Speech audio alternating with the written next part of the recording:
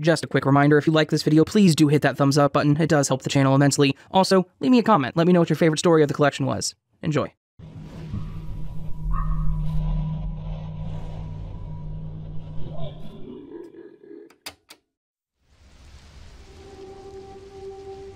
I was about 18, and I was not allowed to leave my house when it got dark. Weirdly enough, if I left my house early, I could stay out late, but my parents would never let me actually go out with my car if it was already dark. I decided that I would leave at about 6. It was a cool late September or early October day, I believe. It was 2004. And I would drive into a court in my neighborhood and just hang out and do my makeup until it was time to meet with my friends. I grew up in a very nice area on Long Island in New York, and the houses were like mini mansions. There was this weird house, though, that was in the court that was absolutely abandoned and disheveled, and no one lived there for sure. This house was like this for years. My older brothers and their friends would go in there and explore and look around when they were in high school and college. 8 to 12 years older than me for a time span on how long this house had been abandoned and all messed up, just sitting in a crazy nice neighborhood. They told me that the house was literally full of stuff. You could see a lot from the outside, even though it was boarded up. It was like completely full of everything. It was crazy because the house had mail on the table, old food in the fridge. They literally left everything. My brothers used to grab things and bring them home to look at and stuff. They left family photos, clothes, toys, dolls, Christmas ornaments, paintings. My brother found a real Picasso print and tons of other art. There was huge game machines like in an arcade, etc. It wasn't shocking because it's a great area, but who would leave family pictures like that? It's like someone just decided they had to go or run. I don't know. I've tried to look into it for years, but never was able to find info. But back to what happened. I was doing my makeup and parked my car right on the part of the court that was on their property side, so if you looked out of the car to my left, I could see their backyard. You could see right through. It was fall, so the leaves were sort of barren, and all of a sudden, I just glanced to my left into their backyard, and I caught a glimpse of this beautiful, bright, sunny day with the pool all filled with water and kids splashing. It looked like a party. Just a fun, sunny day. I didn't think about it for a split second, and I looked in the mirror, then wide-eyed and freaked out as I looked back. Wait, what? How? Where? What? I literally drove away immediately and told my friend because she always heard stories about the house. I never, ever understood what that could be, or what happened. Maybe I saw some energy of whoever lived there before, or maybe I saw the future. It's funny, because a couple years later they tore the house down and rebuilt another and a family moved in. I don't know them, but I always wonder if they ever see anything weird in their house. I mean, again, who leaves family photos? Oh, wait, one more thing. So, my brothers brought the pictures, and all of a sudden, one of their girlfriends and their other friend, Dave, who just passed away about a month ago, actually pretty young, looked at me. I was probably going 9 or 10 at the time that they were going into the house. And there were photos of a girl, I guess the daughter who lived in the house, and it looked just like me. Literally, but just a little bit older. But me, if I was a little older. It was really, really weird. I almost forgot about that, actually. But yeah, I don't know. Is this a glitch? I don't know if maybe this was me in another timeline, and maybe that's why I saw the party in the back?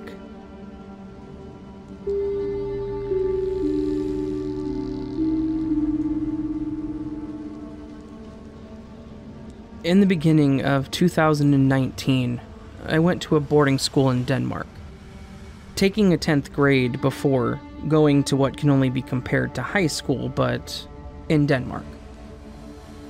The boarding school and all 105 students were in the middle of preparing for a big theater concert that would premiere just a few days later.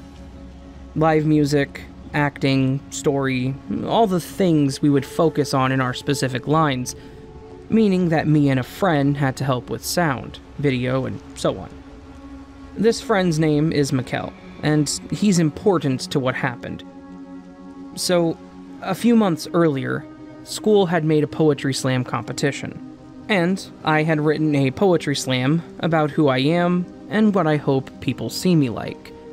And the theater teacher had quietly asked me if I would be interested in adding a secret part to the theater concert, being my poetry slam. I accepted. For a long time, it was just called the secret scene, and most people didn't know until theater started practicing, because me, being in media, was suddenly a part of their work. On the night of the big reveal and first playthrough, I had asked Mikkel to go with me. I'm shy and anxious, and I didn't want to hang out there alone. I didn't know the theater people that well, and so we went to the Diamond, like we call it, to play through and then went to get cake in the dining hall afterwards. So, I'm sitting there eating a piece of cake and getting a cup of tea, and Mikkel joins me at the table. Sitting on the edge of the table, he's looking down at me a little, and we're talking about a video we were working on for the big theater concert. It's in the corner, by the way. We're, like, kind of alone, everyone else being busy with their things.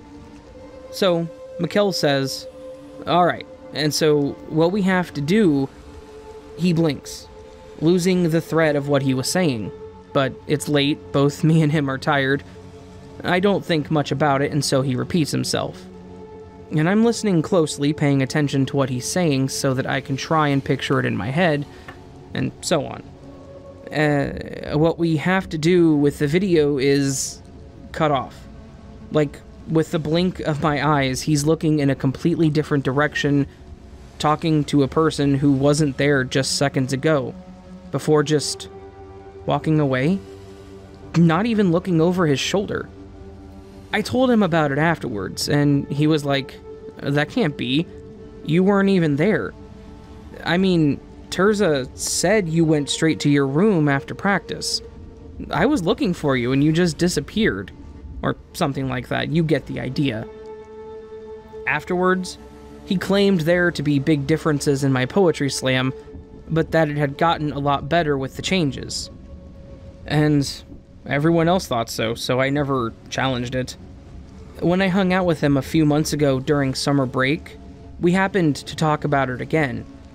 And he is now completely sure that I never changed my poetry slam either.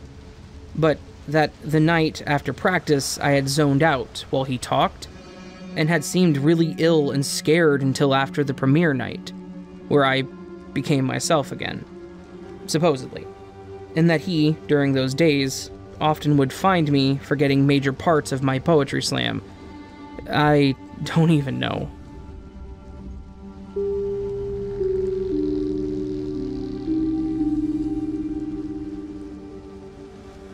This happened about a year ago outside my apartment complex. I was hanging out with a neighbor who lives in building number 1. I live in building number 4. And at around somewhere between 12 to 2 in the morning, I decided to go back to my place. There's an open entrance that comes all the way through the building, so one could go exit each way. They both lead to open space parking lots. I usually take the back exit, but this time I went through the front because I could hear there was a party in one of the houses across the street, and I was curious. To add more context, when you step out of the building, there's a small hallway between the parking lots and the building, and this connects the whole complex. Here's where it gets interesting. The second I step outside, my entire attention went to someone that seemed to be sitting at the end of the hallway, around 2 meters from the entrance of my building. I really cannot begin to describe the feeling I had in my gut when I saw that man or figure. It was like a prehistorical sixth sense of danger. I decided to keep walking straight to my building instead of taking the back. I figured this way at least I can keep an eye on that dude, creepy things aside. It's not uncommon to see someone in the parking lot, but the whole vibe was off. Plus, it was pretty late, so I tend to keep my guard up. As I keep walking, I never lose the figure out of my line of sight. I start to get closer, and I can tell it's definitely a guy sitting down, but something seems odd. He's not really moving nor responding to my footsteps or any other stimuli for that matter. When I finally get to the entrance of my building, I can finally take a better look of who's sitting there, and oh, that person didn't seem to have a face. It was blank. Just like skin, with no eyes, nose, or mouth. In that moment, I felt the most horrible sense of panic I've ever felt. I gasped in fear and shock as I pretty much ran into the building and up to my apartment. From here, you can still see the bottom of the parking lot, but by this point, the building itself was covering my vision of where the thing was supposed to be sitting. However, I kept looking as I went up to see if someone passed by, but no one did. When I got to my apartment, I looked out the window down to the parking lot, and there was no one there. I know it was dark and late, and I try to believe there's some logical explanation to this, but I must say, it was a creepy experience that I won't forget.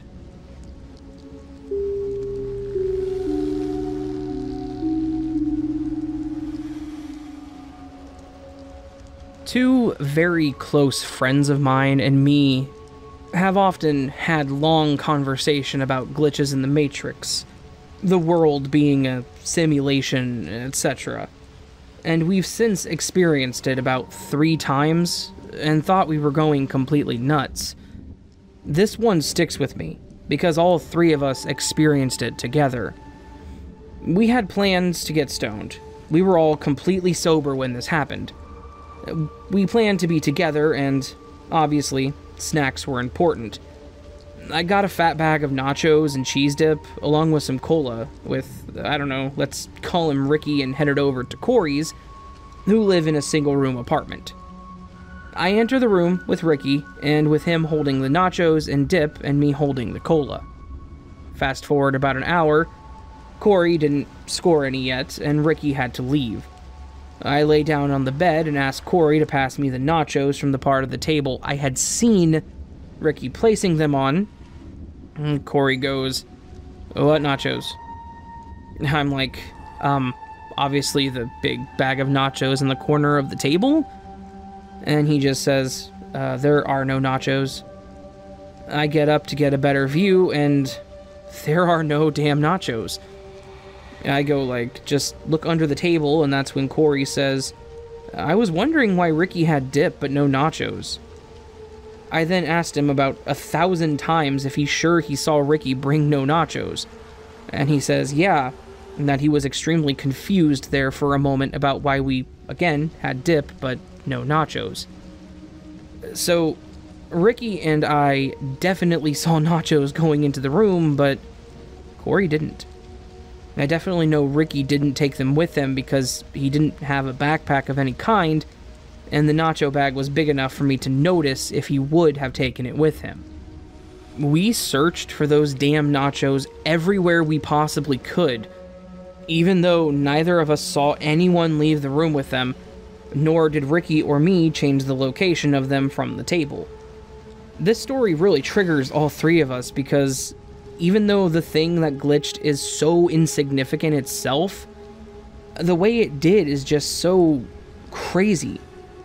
All 3 of us know exactly what happened, but we sound crazy even when explaining it to ourselves.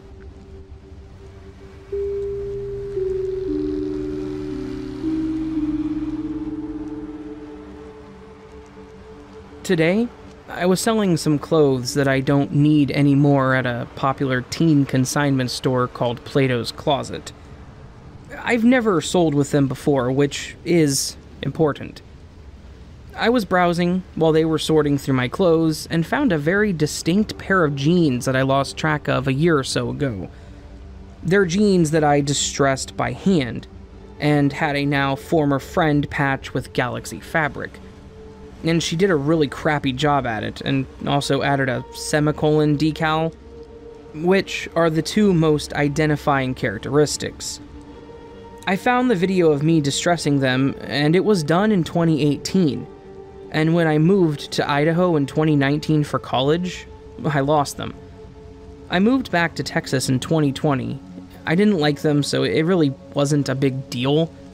But now they're in this store that is 1,500 miles away from where I lost them, and they've been there for 4 months max, according to the associates, since they cycle things out every 2 seasons. More weird details: they somehow had my old home address in the system, despite me never selling with them before, and the ID they used to enter me into the system having my current address on it. This can't be explained with someone selling the jeans in my name. You have to have a photo ID to sell with them, and when they scan the ID, it brings up the information on your ID and nothing more. And to top it all off, I have my receipt and order number for the transaction. This has been a very weird and surreal experience for me. Update: I went back to the same Plato's Closet, and they predictably were not there. None of the staff that was working yesterday was working today, and the lady at the counter kept giving me attitude when I was asking questions. I eventually left my name and number with them, just in case whoever bought them brings them back, since, honestly, they were one of the most ill-fitting jeans I've had, and the patches weren't even finished. You could stick your hand right through the holes. I know they're not going to call me, though, and I'm probably never going to see those jeans again. Or I might, in 10 years, in a different Plato's Closet in a different country. So, somebody else has these traveling pants now.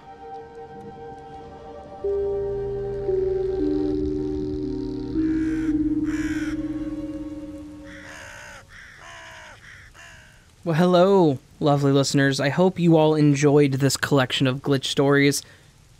I would like to extend a thank you to all of the Redditors who let me use their stories, as usual. I definitely appreciate it, and I'm very appreciative of the fact that they trust me to read these in a manner that is respectful. And I do my best, and hopefully that reflects through. Yeah, but really, just, again, thank you to everyone who lets me read their stories. Thank you to everyone who listens to these stories. And a huge thank you to everyone out there that enjoys my channel. And even if you don't, thank you anyways. Well, I hope you all did enjoy this collection of stories, and if you did and would like more content like this, or content that is so vastly different, it's like comparing my cat to Edgar Allan Poe. They're not the same. Just take my word for it. Please consider joining the Nevermore. To do so, all you have to do is hit that subscribe button and the bell icon next to it. That makes you part of the Nevermore. You can also support the growth of the Nevermore by following me on any of my social media pages, going to my website, or, as always, supporting me through Patreon or Ko-fi. All of it optional, all of it appreciated. Appreciated? All of it appreciated. If you support through Patreon and you get at least the $6 tier, you get some fancy stuff. Fancy stuff incoming to those of you who are on that tier. And if you don't do that, or you just go for the $2 tier, you get early access to all of my videos in audio format. I hope you're all doing fantastic. And I hope I'll see you on the next video.